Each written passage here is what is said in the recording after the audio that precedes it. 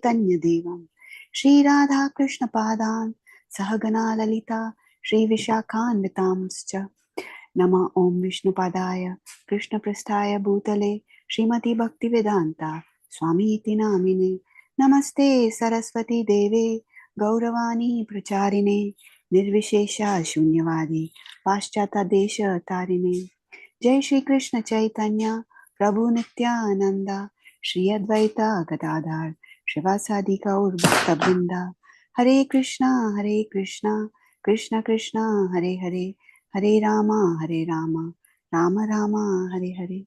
Prabhupada ki jai. Jai. Srimad Bhagavatam ki jai.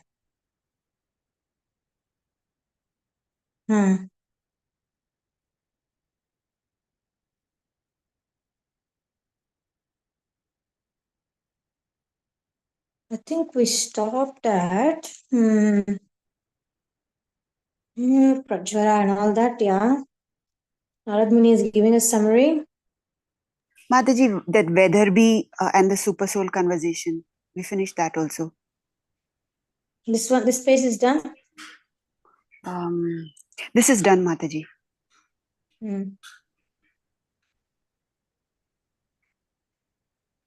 This also is done. Yeah, that Weatherby and that she's ready to jump and then Super Soul comes. Yeah. Yeah.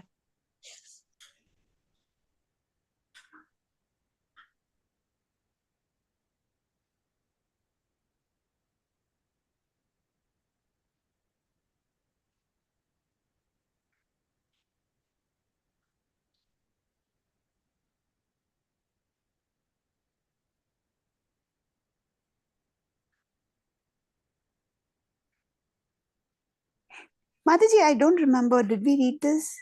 I don't know. A baby has 6. No, we did not read.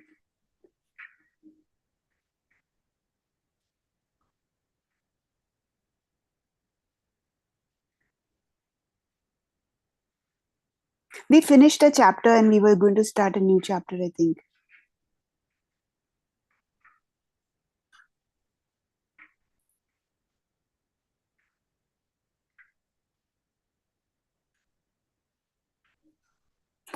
Yeah, we finished this by Darby. Yeah. I think we're supposed to start from chapter 29. Yes, Mataji, I think so. Would you like to start reading? Sure, Mataji. Chapter 29, Narada explains his allegory. Narada concludes his instructions to King Prachinbari, who then retires to practice spiritual life. Prachinbari sat in stunned silence for some moments. He was in a terrible predicament. Jara and Chandabega would soon be calling. What should he do? Certainly he was still attached to material enjoyment. The king was in Narada's allegory, but it must have eluded him. He folded his palms and said, Mataji, we read this little bit, right? I don't know. I'm thinking did we not read this? We read this, Yeah. right? He's telling all the 9 gates. We did. Yeah, so one-legged, two-legged. The chapter, but I don't think we started this chapter, but I don't think we finished this chapter. Yeah, he said 10 types of life air. Yeah. Yeah, we did this. We did this, Mataji. And this also. Yeah.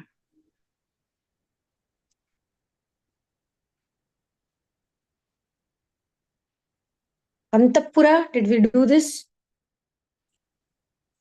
The heart. Antapura means the heart. I don't remember very well, Mataji. No, we didn't do. We didn't do this. I think from somewhere from here we left off. Okay. Maybe you can start from here. I referred to the Antapura. Okay. Sure, Mataji. I referred to the Antapura, meaning inner chamber. This indicates the heart. Puranjana would go there with his chief servant, Vishnu Chaina, which literally means going everywhere and which refers to the mind. The mind will sometimes dwell on enjoyment in the mode of ignorance, sometimes in passion, and at other times in goodness. Depending on where the mind dwells, the living entity will feel either bewildered, excited, or content. As I've already explained, the queen is polluted intelligence, which is active both when we are awake and asleep. Whatever it decides on, the living entity does. That is why whatever the queen did, Puranjana imitated. The chariot I described, the chariot I described is the body, whose horses are the senses. As time passes year after year, the horses rush forward unobstructed but actually make no progress. The chariot's wheels are pious and impious acts, and its flags are the three modes of nature. Okay, we'll pause nature. here. See, these analogies are not just some random, oh, the queen, it seems, and oh, the soldiers, this are all happening in our life. I think what caught my attention is this point that the chariot, whose horses are the senses, as the time passes year after year, the horses rush forward unobstructed, but actually make no progress. It's like that dog chasing its own tail type of thing, no? Keeps moving, running, or the what is it called? This mouse thing that the Ferris wheel, right? It keeps going and running and running and running, but it's just not making any progress. It's just ending up in the same place. So lifetime after lifetime, we're just running after sense gratification, me and mine, and not making any progress, and get stuck in another body, in another relationship, another sense of false identity, like that. And it says the queen is polluted intelligence, which is active both when we are awake and asleep. In fact, the interesting thing is that even in astrology, um, I often give this analogy that sun is the king, because it's about the sense of identity, sense of purpose, vision in life, our relationship with authority, and it's directly affecting our health, all that. And then the moon is our relation with others, basically like intelligence, how you use your intelligence with others and everything. Mars is the commander in chief, because it's important in the army that the commander in chief is strong and is powerful. And then Mercury is the prince, and then Jupiter is the teacher or the advisor, right? The minister, like Vidura was, like that. And then we have Venus is the ability to make right decisions. Either we know where we invest our money, who we choose to marry, all that is like the Venus. And then Saturn is the strength of the army. And then I have seen many times how when the moon is weak, the moon means the intelligence, like they don't really applied intelligence is not there, then the sun gets weakened over time. Yeah, the sun, if somebody has a good strong sun in their chart, they have a strong sense of self-confidence. But a lot of people say, like many astrologers will say, if you have a good sun, that's enough, you'll have everything. Well, you will have energy, you will keep running, but without the support of other, like Jupiter, if sun means the king doesn't listen to the minister, advisor, who knows wisdom, who's very wise and gives very wise advice, and then the confidence is used only to show off, to do things me and mine. So there's no advancement without like listening to the Jupiter. And without having like strong army, Saturn is all these things such as humility and persistence and patience and all those things. Like Saturn also is essentially what Narad Muni is speaking here about, the deeper understanding of reality of this world. So a healthy individual who's making progress, he has realistic pessimism. He's not very optimistic about material life. He's a realistic pessimist, which means he knows, like, what is a pessimist? A pessimist is somebody who says, everything is just going to lead to death anyway. Why should I do anything? I'll just sit and watch movies. Okay, that's like a pessimist. Doesn't want to go and apply for a job, doesn't want to go and study hard. That's a pessimist. And then a realistic pessimism is about, oh, everything is going to end anyway, but I'll still work hard, I'll still apply for the job, but I won't hope that that will give me happiness. That's realistic pessimism, and that's ruled by Saturn in the chart. So usually when people have a weak Saturn, They find it difficult to let go of things. They have difficulty to accept death and disease and all that. They expect that everything should be enjoyable. But when somebody has a good Saturn, they actually have a good life. They're progressing because they're not expecting enjoyment. So it's interesting that this allegory of kingdom is also in astrology. Now I'm just thinking I should take this chapter and convert it into a summary and find out which planet, essentially all Narad Muni is speaking about is giving Prachina Barhi the Saturn. He's telling him how important Saturn is, how important to understand that death is coming, how important it is to understand that this army of diseases will attack and all. It's basically to understand that, hey, like the kids, they go and play in the sand, they build a castle and everything, right? Confidently, I am the king, and they build the castle and they make all these things and everything, and then for a while the parents may support and say, yeah, very nice, very nice. But at one point the mother comes and says, hey, let's get home, you're done, the game is over, game over. That's Saturn. And to know that one point game will be over, you can't hold on to that castle on the beach which you built. Your mother will come and say, game over, let's go home. So that's Saturn. And Parachina Barhi is essentially given that warning.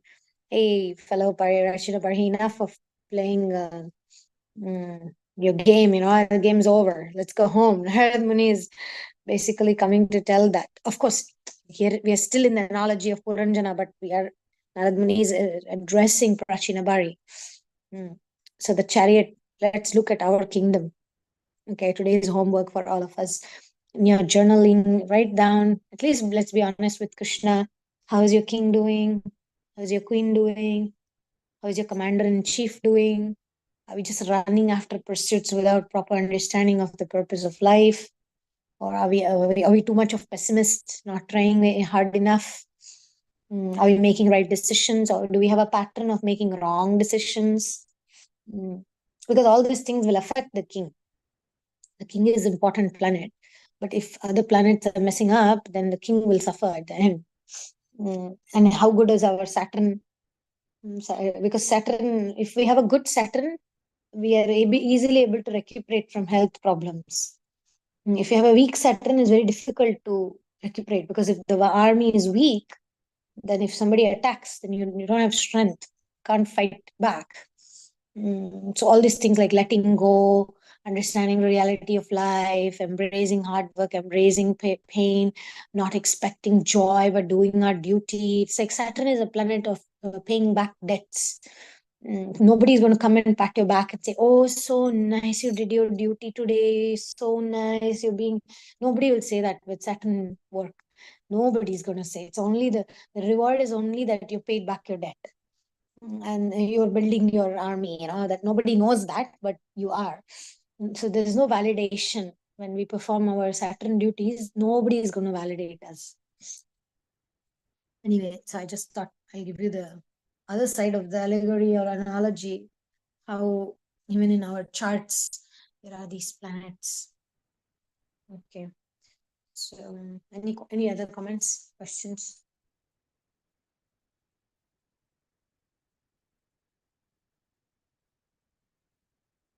Okay, you can continue reading. Yeah. Nature. The 5 connecting rods are the 5 life airs. Mind is the bridle, intelligence the driver, and the heart is the seat. The 2 poles fixed to the yoke are happiness and distress. The 5 weapons are the sense objects, and the chariot's coverings are the 7 elements of the body: skin, muscle, fat, blood, marrow, bone, and semen. The chariot's 5 ways of moving are the working senses. The 11 commanders are the 11 senses headed by the mind. Engrossed in sensual pleasure, the living being sits upon the chariot and pursues material enjoyment life after life, striving to satisfy endless desires. This is what was meant by Puranjana's hunting expedition. Prachinbari said, how is it that by hard work we do not progress? I perform sacrifices for elevation to the heavenly planets. Are they useless? If so, then the Vedas have deceived us. And if they are effective, then I will make progress. Narada smiled. An intelligent doubt, my dear king. The Vedas are not lying. These sacrifices, when correctly done, will promote you to the heavens. However, this is not advancement. Real progress is getting out of this material world altogether. From the highest planet down to the lowest, all are places of misery where you will be subjected to birth and death. You are killing so many animals to go to the heavenly planet, but even there you will not be happy. Now let us continue. I mentioned a king named Chandavega who attacked Puranjana's city with 360 Gandharvas and their wives. Chandavega is powerful time. The Gandharvas and their wives are the days and nights in a year. The point is that the body's lifespan is gradually reduced by the passing of each day and night. As I explained, Kalakanya means the daughter of time, Jara or old age. No one wants to become old. The king of the Yavanas is fearful death, who accepts Jara as his sister. Death's soldiers are the different types of physical diseases and mental anxieties. Prajvara or fever manifests either as extreme heat, as in the case of typhoid, and extreme cold, as in the case of pneumonia. While living in the material body, the living entity is subjected to many disturbances, some due to natural disasters controlled by the gods, others inflicted by other living beings, and yet others arising from his own body and mind. Despite all these problems, he continuously makes plans to enjoy. Although transcendental to matter, out of ignorance he accepts all kinds of misery, absorbed in the false ego of me and mine. Thus he passes 100 years in his body. Prachinbari threw up his hands. This is such a morbid view of life. You are saying it's all bad, that there is no happiness? Narada shook his head. The purpose of the allegory is not to show that life is hopeless, but to emphasize the but Yeah, to you said. emphasize the yeah, but to emphasize the need for making the right choices. You can choose whether to become fortunate or suffer. If you ignore Krishna, then you choose to come under the control of nature's modes, identify with your body, and become attached to material enjoyment. Sometimes you will be influenced by goodness, sometimes passion, and sometimes ignorance. As long as you remain under the control of these modes, you will continue in material life. Influenced by goodness, you will act piously according to Vedic injunctions and be elevated to heaven. Influenced by passion, you will busy yourself making money and take rebirth in human society. Influenced by ignorance, you will descend into the lower species and suffer terribly. In reality, you have nothing to do with the material body. You are a brilliant spiritual particle of Krishna. Covered by the cloud of Maya or ignorance, you identify with matter, sometimes getting a male body, sometimes female, and sometimes a mixture of both. Sometimes you will have a celestial body, and other times birds or beasts. It depends on how you act under the influence of material nature. Narada looked directly into Prachinbari's eyes. You should consider how your position is no but better than that of a dog who goes from door to door seeking food. Sometimes the dog is fed and sometimes he is kicked away. Similarly, you, the soul, are going from one material body to another seeking pleasure. In some bodies, you enjoy worldly happiness, while in other births, you are kicked. Meditate on this and it will help you become sober. Prachinbari sat wide eyed for several moments. Narada's words were powerful and could not be ignored. He said, I accept that one's fortune in this material world is unpredictable. However, surely it is responsible to work for a better situation. Certainly, said Narada. We should act to stop suffering and increase our happiness, dear king, but we must know how this is achieved. Conditioned souls struggle to change their situation in order to avoid suffering, but that will not work. It will simply come from somewhere else, like a man bearing a heavy weight who moves it from one shoulder to the other. The burden remains. Any material act only results in continued bondage and misery. As long as you're in material consciousness, you will suffer. Prachinbari grimaced. You make everything seem dark and hopeless. Surely the cause of suffering is sin, which can be counteracted by performing sacrifices. Narada smiled. I'm not suggesting happiness is unachievable, but you have to know the right way. First, you must realize that the negative effects of one kind of selfish work cannot be counteracted by another. Whenever we try to satisfy ourselves instead of Krishna, we are influenced by ignorance. By ignorance. When a man is sleeping and suffering a bad dream, the only solution is to wake up. Similarly, forgetting our eternal relationship with Krishna, we enter a dreamlike state in which we identify with matter. Unless we awaken to our real identity in relation to Krishna, we cannot escape the nightmare of material life. Therefore, reviving that relationship must be our main endeavor. Prachin Bari said, "A sleeping man experiencing a nightmare is not actually in danger. If that is our situation, there is no need for us to find a solution since we are not really suffering." "It may not be real, but the feelings of pain are real," replied Narada. "For example, when we dream we are being kicked by a tiger, we are not actually in danger, but the experience of misery is real. Similarly, until the soul wakes up from his dreamlike condition, he will continue to suffer. So how can I wake up and realize my relationship with Krishna?" "Yes, this is the only question one must ask," said Narada. "Forgetting that relationship is the root cause of material bondage. Your real interest is to get free of this ignorance. This means you must surrender to Krishna's representative, the bona fide spiritual master. Under his guidance, you should execute the process of sadhana bhakti, beginning with hearing and chanting about the Lord. This will give rise to transcendental knowledge and detachment from the world. There is no other way to get free of material bondage and properly understand Krishna." The king listened intently. How wonderful if he could actually become free of material entanglement.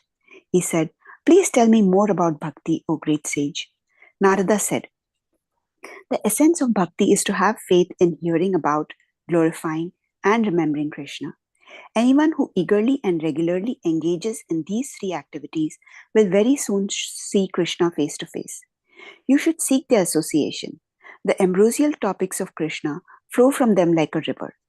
Anyone who drinks this nectar with faith will rise above the urges of the material mind and body, such as hunger, thirst, fear, lamentation, and illusion. These bodily demands will otherwise distract you, leaving you with very little time to cultivate an attraction for hearing Krishna's pleasing instructions." Prachin Bari said, "There are many famous and important devotees, such as Brahma, Shiva, the four Kumaras, and yourself among others. Should I hear from them as well as you?" Narada replied, "Brahma, Shiva, Manu, Daksha, the four Kumaras, sages like Marichi, Atri, Angira, Pulastya, Pulaha, Kratu, Brigu, Vashishta, and my humble self are all stalwart Brahmins who can speak authoritatively on Vedic literature. We have become prominent due to our austerity, meditation, and learning. But these are not the criteria for judging if one has devotion. Nor is their theoretical knowledge of Krishna the same as realized knowledge. So I should not choose a teacher based on external conditions such as being famous as a great theologian or scholar. Correct. The only measure is eagerness to hear about and glorify Krishna." Prachin Bari smiled. How wonderful that although Narada was... We'll pause here after how was Paritrachinabari's reaction. Not sure if Rasastali Mataji is able to read. Yeah, I can read slightly better. Should I continue? Yes, Mataji. Okay. Affirmation 9. I am out of my mind and in my heart, fully present to the holy names when I chant.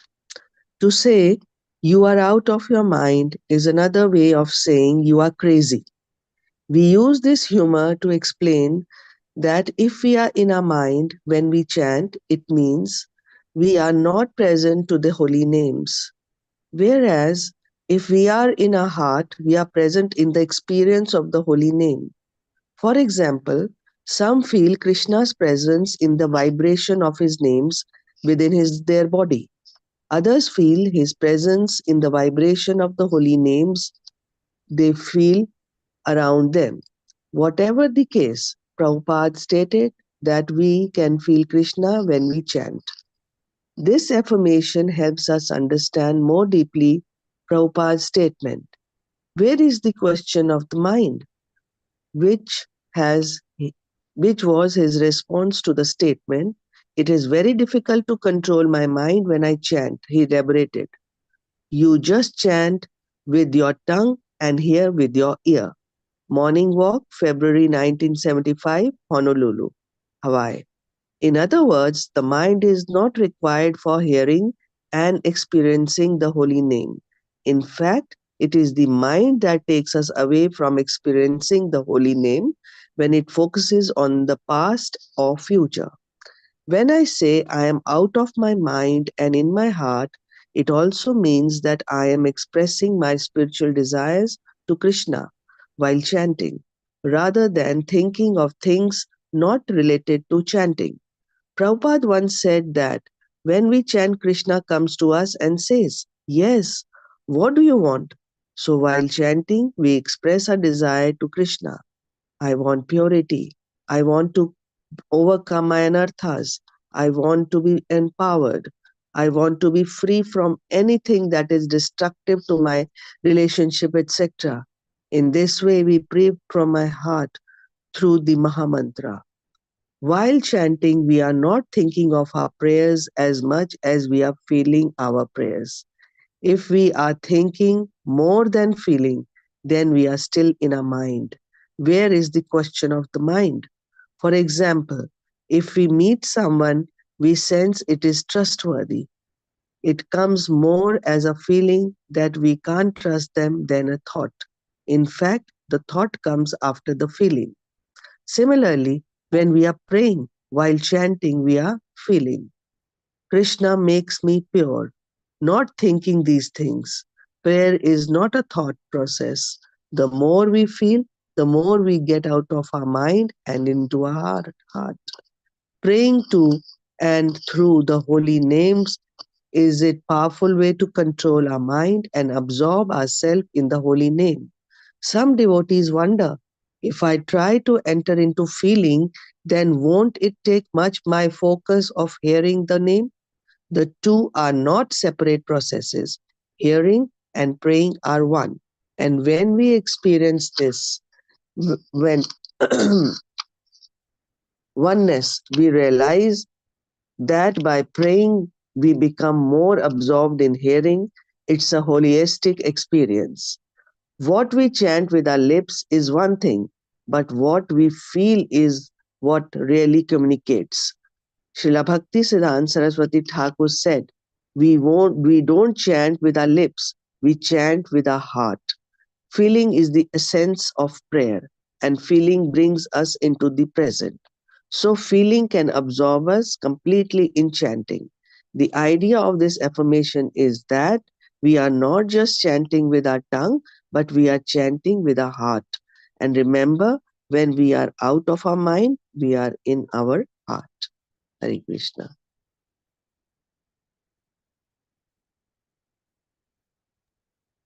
Jai. Harinam Sankirtan ki Jai. Powerful affirmation, chanting from the heart, and it's full